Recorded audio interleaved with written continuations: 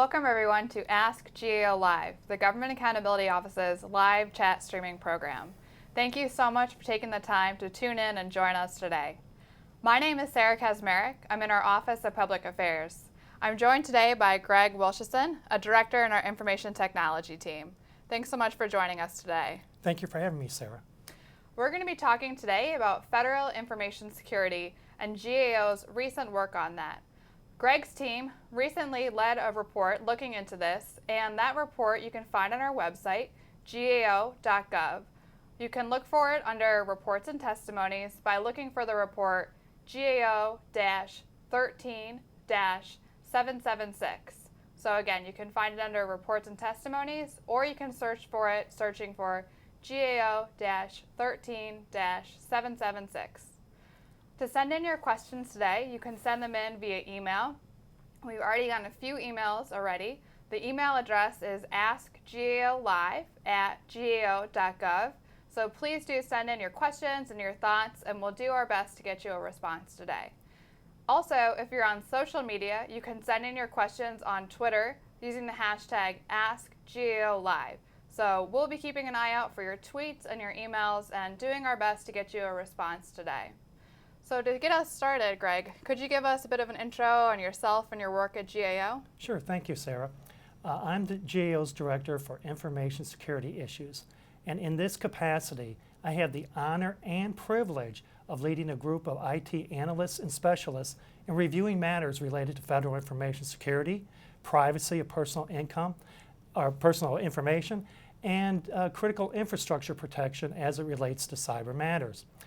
The scope of the work that we do can range anywhere from examining issues related to information security and emerging technologies across the entire federal enterprise, and also drilling down and examining the security controls and effectiveness of those controls over specific government systems and networks. Together with the work that we do with my colleague, Dr. Nava Barkakati, who is GAO's technologist, we provide a very unique service that I think gives us a very useful perspective across information security across the entire federal government. Thanks, Greg. And could you give us an overview of our topic today, federal information security? Sure. The Federal Information Security Management Act of 2002 requires that GAO periodically report on the information security practices and policies at federal agencies and the agency's compliance with the provisions of the Act. That particular Act provides an umbrella requirements for federal agencies to implement appropriate security controls over their systems and networks. And the report that we're discussing today is our report that we issued, just as you mentioned earlier, last Thursday. And now let me ask you, are all federal agencies responsible for protecting their information security? Absolutely, Sarah. Each federal agency has requirements under FISMA to implement the appropriate security controls that are commensurate with the risks that it faces in protecting the information and information systems that it operates in order to conduct its business. The goal of these controls is to defend or is to protect the confidentiality, integrity, and availability of the information and information systems. Thanks, Greg. I'm going to turn now to a question we got in on email from Tula. Tula asks, is our critical infrastructure also at risk from cyber threats? And if so, what's the federal government doing about it?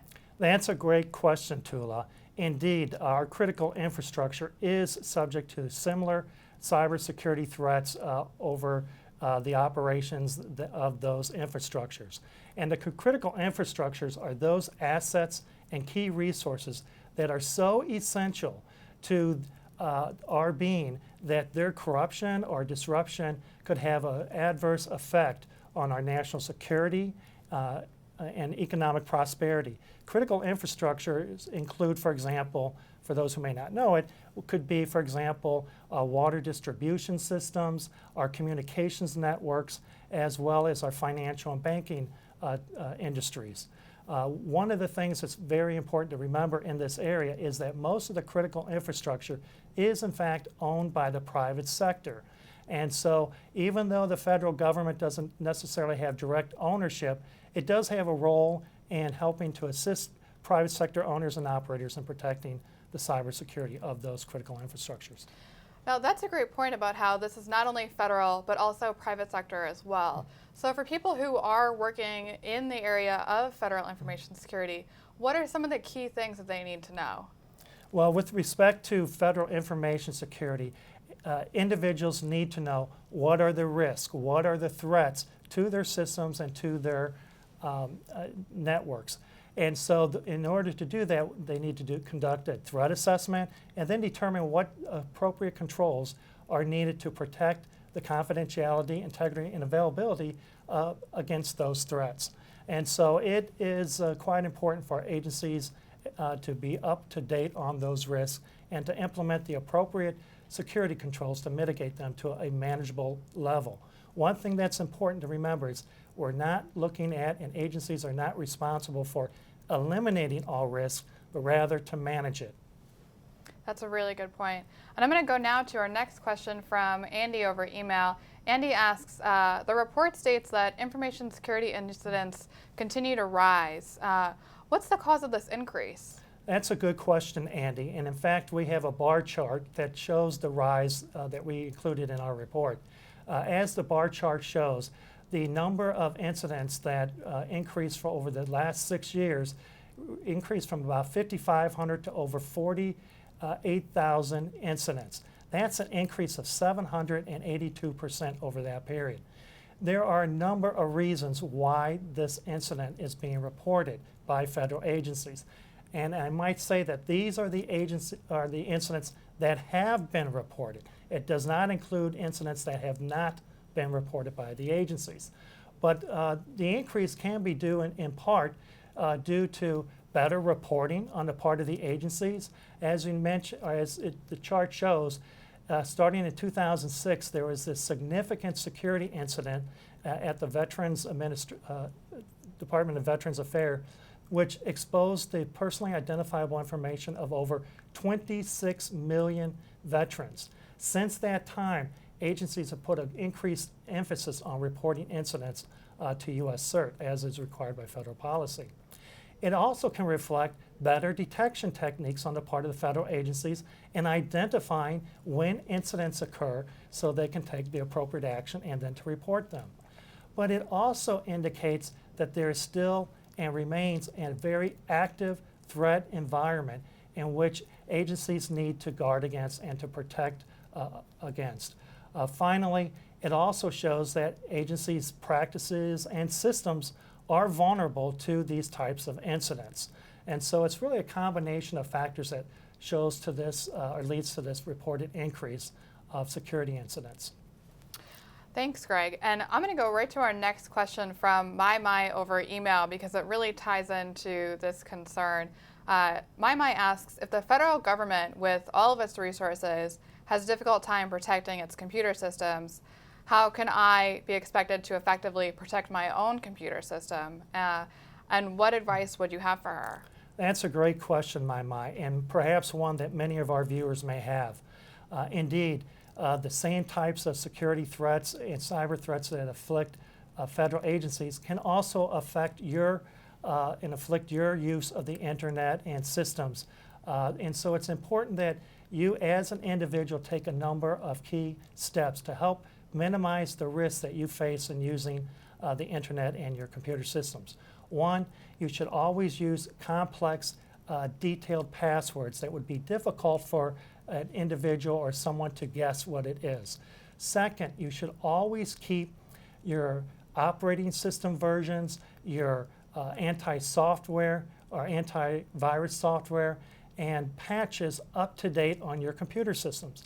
Hackers and others frequently exploit unpatched software and old, outdated versions of software because they typically have a number of vulnerabilities that are well known. So it's important to keep those current. And in doing that, you can often work with your vendor in order to provide automatic updates to your system. In addition, you should install personal firewalls. This too will give you an added layer of security over your systems and your personal information. In addition, you can also take steps to limit the amount of personal information that you may have out if you use, for example, social media.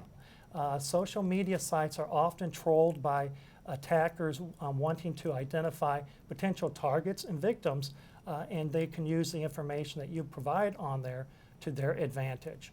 So these are just a number of steps that you can take to help protect your own information and your use of your computer out on the internet. Well, let me ask you then, do individuals and private companies face the same types of cyber threats that the federal government faces?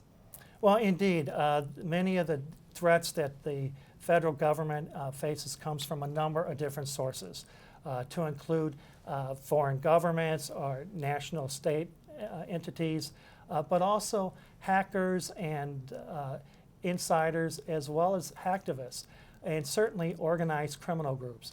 And it's particularly those from the hackers and organized criminal groups, which may also target individuals and businesses, who can also include corporate adversaries. You know, anyone who may seek to gain either financially or through some other purpose can potentially target your system. And indeed, there are those that just will, hackers that may go out and try to compromise your system so they can use and gain control of your system, so they can then use your system to further their aims and perhaps, for example, perpetrate a distributed denial of service of attack by having your system as part of a botnet that they operate. Thanks, Greg. And before we go to our next question, I do want to say that we have gotten a couple emails about the audio being a bit difficult to hear. Thank you so much for those emails, and we're working to fix that. So please do stay with us as we try to address that. And this is a good time for also a reminder, please do continue to send in your questions and your comments. You can send them in on email to AskGAOLive@gao.gov. And again, we're on Twitter looking for your questions and comments with the hashtag AskGAOLive. So going back to our questions from the audience, we have a question from Helen on email who asks, what weaknesses were identified in federal systems and what areas were identified as having the greatest weaknesses? Well, in our review, we identified that several key controls had weaknesses. In fact, at most of the federal agencies that we looked at. We looked at 24 major federal departments and agencies, and for example, at their access controls, we identified weaknesses at 23 of the 24 agencies had weaknesses in those types of controls that are intended to limit, detect, and prevent unauthorized access to their security, to their systems. And these types of controls include, for example, those controls which help to called identification and authentication controls, which are used to verify the identity of individuals seeking access to your systems, for example, like a user ID and password.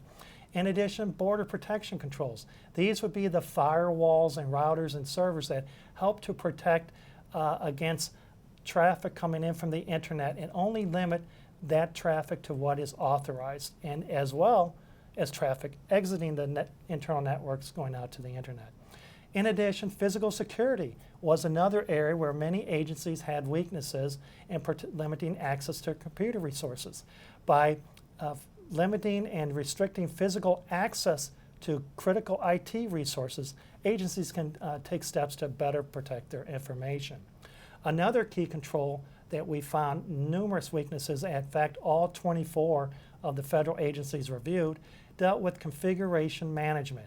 And these are the controls that are intended to assure that only valid and current operating systems and application software are being used and that patches are installed and kept up to date. Because that, as I mentioned earlier, is very important because unpatched software and out-of-date software can often lead to avenues where attackers can take advantage. Well, we have a great question here from Akbar over email, and this really gets at something that an individual or personal can really resonate with, and that is they file their tax returns every year with the IRS, and as everyone knows, you do enter in a lot of sensitive and personal information, as well as financial information. So Akbar would like to know, is this information secure? That is a great question, Akbar, and probably one that many of our viewers would also like to know the answer to. I've been working at GAO now for 17 years, and every year since that time, I've had the opportunity to actually audit the Internal Revenue Service and the security controls it has in place to protect its financial and taxpayer information. And every year since 1997, we have reported that IRS has a material weakness in information security controls for over financial reporting purposes. And material weakness is the most severe and serious type of weakness that we report on. And this has been ongoing for a number of years. But over the last few years, IRS has taken a number of steps in which it has improved the security over its information and information systems. And this past year, for the first time, we reported that IRS we basically downgraded our material weakness to a significant deficiency. Now, a significant deficiency is still pretty bad, and indeed, IRS does need to take additional steps, but they have been making progress and improvements over its information security, over taxpayer information. So the bottom line in terms of is your information safe, well, there's still risk associated with that information, but IRS is attempting to take steps to better protect it for your convenience. Well, we have a great follow-up question here from Nadia over email who asks, what public policies will be the most successful in both eliminating and managing cyber threats? Well, I think in terms of, I don't know if we'll ever be able to eliminate cyber threats, in large part because many of the threats are external to the federal government. Of course, we do have insider threats that agencies have to protect against, and there are a number of steps that agencies can take to try to mitigate and reduce the risk from insiders. Some of these actions can be, for example, limiting the amount of access that you give to individuals to only that level of access needed to perform their job-related responsibilities. Make sure you have adequate monitoring over the activities of the individuals so that the controls that are in place for the activities that they perform are checked by another group, and that any one particular group does not control all aspects of a particular transaction or activity associated with their use of computers. That's called segregation of duties. So it's important that agencies implement an appropriate level of segregation of duties to prevent one individual from having unnecessary and certainly potentially dangerous access permissions. So there are a number of controls and actions that agencies can do to protect and to try to mitigate insider threat. But as far as external and cyber threats from foreign nations, hackers, and that, one of the key things that they need to do is first recognize what those threats are, and then to take the appropriate steps, such as assuring that you limit access to the resources, you have strong firewall capabilities in place, as well as other types of security controls that are available to protect information. And indeed, I believe we have a chart and a table that lists the different types of information system security controls that agencies can implement to help protect their systems. As you can see from this chart, there are about 17 of them, and these are the controls that the federal government and the executive branch have deemed to be particularly important, since it requires each of the agencies to report on their implementation of these controls. And again, if you're interested in getting this chart or the full report, you can find that on our website. The report number is GAO-13-776, so you can find that table right in the report. And we've got another good follow-up question on this topic from Dimitri via email, who asks, what would happen if a data breach results in my personal information being disclosed to somebody who's seeking to commit identity theft or some kind of financial fraud? That's another great question, Dimitri. Agencies, if they suspect that an individual's personally identifiable information has been involved in a data breach, are required by federal policy to report that breach immediately up to DHS or the Department of Homeland Security. Our work has shown in the past that there are a number of steps that agencies should be taking in the event that such a data breach occurs. And these include, for example, making sure that the agency has designated a group, a core group of senior officials to monitor and track the incident, to make decisions determining whether or not certain services, such as credit monitoring services, should be offered, and also whether or not any particular actions need to be taken in order to protect against such data breaches. In fact, your question is very similar to one that we received from Senators Carper, Colburn, and Collins, in which they have asked GAO to examine agencies' response policies and practices and the implementation of those policies and practices in response to a data breach. We're presently conducting that work. It's ongoing, and we expect to issue our report in November. So Dimitri, please stay tuned for when we issue that report. That's a great point, to definitely follow back up and see what else we've continued to do on this. Let me turn to a really interesting question from Justin over email, who asks, what are some of the worst case scenarios that could occur if the government fails in securing its information security systems? That's a great question, Justin, and indeed the consequences can be quite significant, impacting national security or economic prosperity, as well as public health and safety. As you may know, the federal government collects all manner of highly sensitive, classified and information, and that it uses this information for conducting various different activities. If the information, for example, in a military command and control system is corrupted or is taken over by one of our adversaries, that could have dire consequences as the military uses that system in the conduct of operations. And so, in addition, the information that agencies collect on the taxpayer information, the financial information, medical information on our citizens is also can be quite significant. If that information is disclosed to unauthorized individuals, that could have important consequences for the individual, to include potential identity theft, loss of income, or loss of financial fraud. And so there are a number of activities that could have certainly dire consequences to our nation and to individuals should the compromise of this information be affected. Well, with that in mind and with the findings from the report, what is GAO recommending out of this report that agencies do to better protect their information security? Well, in this particular report, we make a number of actually a couple recommendations to DHS and OMB with respect to refining and developing different performance measures which can help them assess the effectiveness of agencies' information security controls.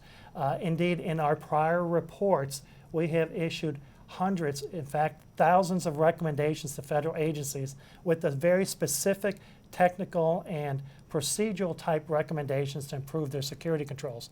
We don't repeat them in this particular recommendation, but we do recognize that there are a number of recommendations that we have made relative to agencies: access controls, configuration management, segregation of duties, and implementation of security programs, which will help those agencies to better protect their information.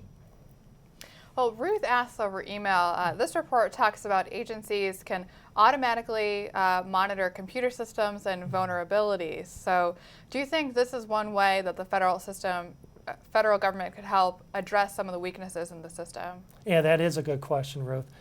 Indeed, the use of continuous monitoring, as this automated capability is referred to, is one of the administration's 3 key cybersecurity priority goals. It wants every agency, for example, to implement an automated capability to monitor their assets, vulnerabilities, and configurations of their systems for 95% of their devices by the end of fiscal year 2014. For fiscal year 2012, that goal was 80%. And those, and what we found as we indicate in our report, while agencies are making progress in implementing this capability, they still have a ways to go. But in terms of identifying and perhaps reducing the number of incidents and weaknesses using this capability, I think initially it will likely even raise it. And just because right now agencies are required to test and evaluate their systems on a pretty much an annual basis. With continuous monitoring, they're going to be examining and reviewing these vulnerabilities on a much more frequent basis. And by that, they'll be able to identify these control weaknesses sooner and hopefully take action. And that's going to be important. It's one thing to monitor. It's a completely different action to make sure you take the appropriate recommended remediation to correct that vulnerability. And just because you know more about them is a positive, but you have to act. You're not improving security until you actually implement the corrective actions to mitigate those vulnerabilities. That's a great point. And I want to turn to a really interesting question from Roger over email, who says, FISMA is 11 years old and was enacted before the Department of Homeland Security was even established. Do you think that FISMA, or the law that sets out some of these requirements, needs to be updated? Well, that is a good question, Roger. And indeed, over the last several years, Congress has been looking at various different bills to update different aspects of FISMA. And indeed, I would say that it does. There are certain activities and requirements under FISMA that could be updated. You know, while in the basic construct of the law is sound and incorporates best practices principles, there are a couple areas that could be clarified. For example, one is just the responsibilities of OMB and the Department of Homeland Security. As you point out, the Department of Homeland Security wasn't even created or had just been initiated at the time FISMA was enacted. Recently, in the last couple of years, the Office of Management and Budget, for which FISMA has given primary responsibility for overseeing and the implementation of security controls at the agency, OMB has given and transferred many of those responsibilities over to the Department of Homeland Security. And so in order, so the department has the appropriate authorities to conduct this oversight, it could be done through a change in legislation into FISMA. And this is one of the areas that we have made a matter for congressional consideration in one of our reports. And certainly the other area that could be updated is that FISMA requires agencies to test and evaluate their systems on a frequency on about an annual basis. With the changes in cyber threats and vulnerabilities and the escalation of new technologies in federal government computing environments, a more frequent review and assessment of security controls is needed. And that gets to the continuous monitoring question that we talked a little bit about before. All right, well, we have a few questions left, but only a couple of minutes, so I'm going to wrap up with our last question today, and that is, so for agencies struggling with this, what do you see as the bottom line here? Well, I see that agencies over the last several years have made progress in some respects of implementing effective information security programs, but that progress has been mixed. While they make progress in a couple of areas, sometimes they regress. And so it's particularly important going forward that agencies give the appropriate detail and attention to implementing the appropriate security controls over their systems. That will be challenging in today's environment with constrained budgets, and it's going to be challenging. But it's something that agencies have a duty to do, and it's certainly something that we will be continuing to monitor as we go forward. Well, Greg, thank you so much for taking the time to join us today and to talk about this topic. Thank you, Sarah, for having me. Absolutely. And thanks, everyone, for tuning in today. We really appreciate you taking the time to join us and to send in your questions. For more information from the Government Accountability Office, you can find information online at our website. That's GAO.gov. We're on Facebook at facebook.com/USGAO. We're on Twitter at USGAO, and we're on LinkedIn as well. So thank you all so much for taking the time to be with us today, and we hope you tune in again next time.